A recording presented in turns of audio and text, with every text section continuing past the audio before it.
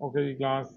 तो लैब 7 का पार्ट 2 जो है वो बेसिकली है कि you need to design Booth's algorithm using ASMs, algorithmic state machines. तो मैं आपको बूट्स एल्गोरिदम का एल्गोरिदम समझा देता हूँ। तो बूट्स एल्गोरिदम साइंड पहले है। इस साइन नंबर्स पे काम करेगा। साइन नंबर्स क्या होते हैं कि जब आपके पास जो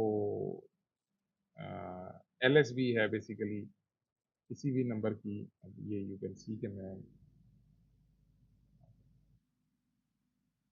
ये जो है ये वाली बिट जो है ये अब साइन के लिए इस्तेमाल होती है।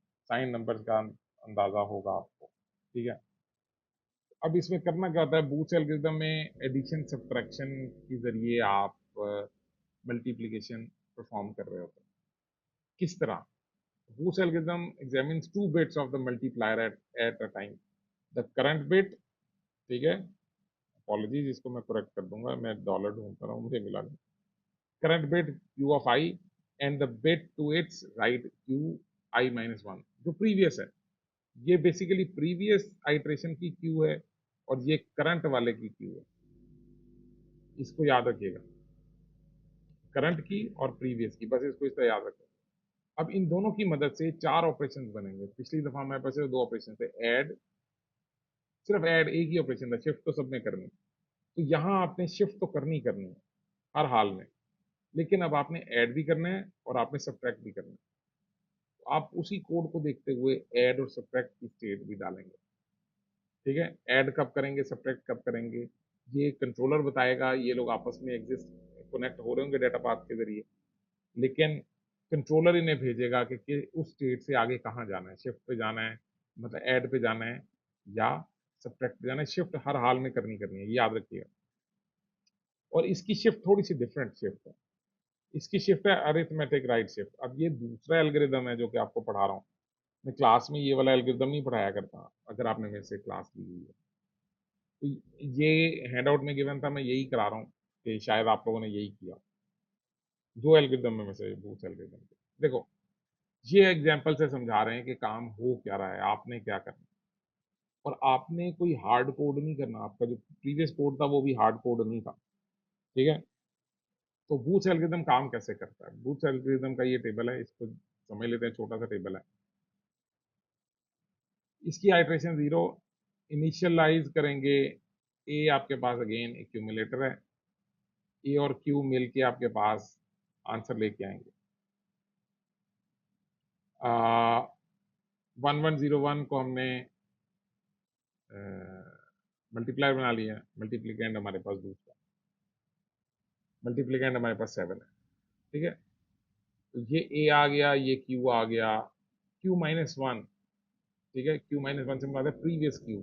तो प्रीवियस क्यू जो है वो इनिशियली जीरो होगा, एंड विल सी के अगले साइकिल में हमें क्या मिलता है। अब इनिशियलाइज हुआ, पहला साइकिल शुरू हुआ। जैसे ही स्टार्ट का सिग्नल आएगा, आप इनिशियलाइज से साइकिल वन पे या अगली स्टेट पे चले जाएंगे, जो कि आपकी स्टेट। जिस तरीके से भी आपने इसको नाम देना, ये आपका काम है।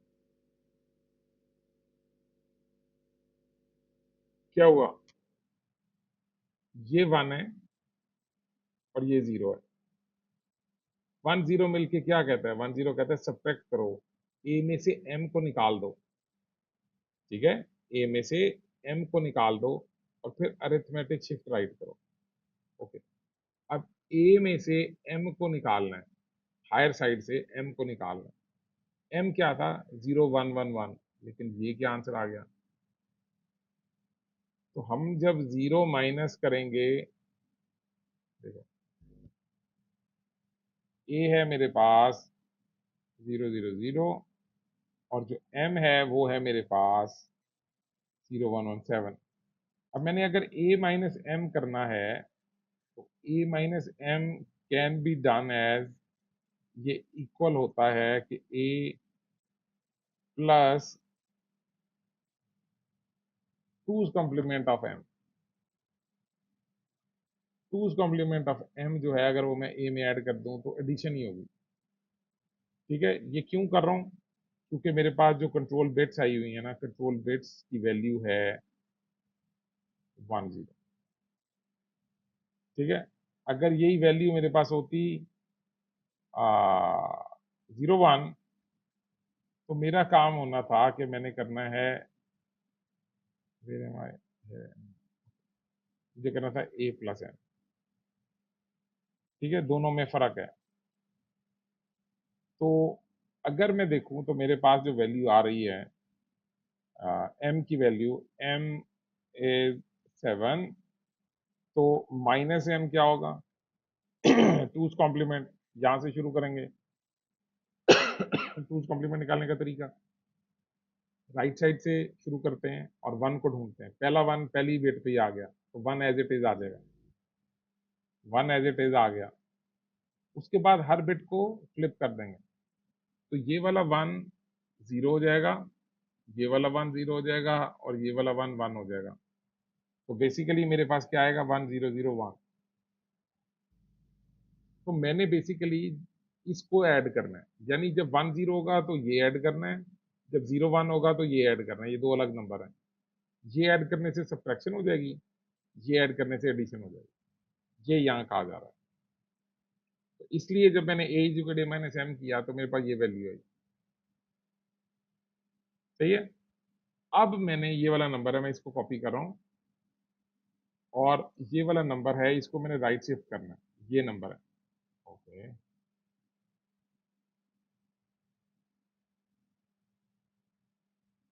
ठीक है जी।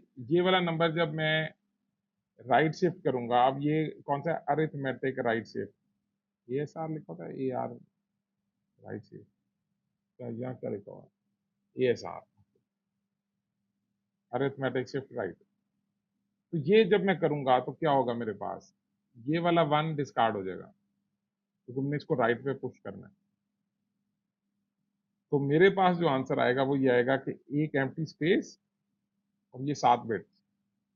अब ये 8वां जो एम्प्टी स्पेस है, ये कौन फिल करेगा?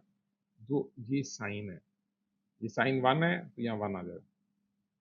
ठीक है, ये इसका काम है आपके पास ए एस आर का, कि ये आपकी आपके साइन को प्रिजर्व करता है, कि पॉजिटिव को पॉजिटिव रहने देता है और नेगेटिव को नेगेटिव। ठीक है, तो ये आपके पास, तो आपने ये कर लिया, और शिफ्ट तो लाजमी करनी है, तो फिर आपकी आइट्रेशन खत्म होगी। अब काम बढ़ गए हैं, अभी देखो स्टेट में काम बढ़ गए हैं। एडिशन करनी है, एडिशन के बाद शिफ्टिंग भी करनी है। अनसाइंड के अंदर इस तरह का कोई काम नहीं था, एक एक ही काम। अब देखो दूसरे साइकिल में आए, दूसरे साइकिल में अब देखो ये वन था हमारे पास, वो वन प्रीवियस के अंदर आ गया।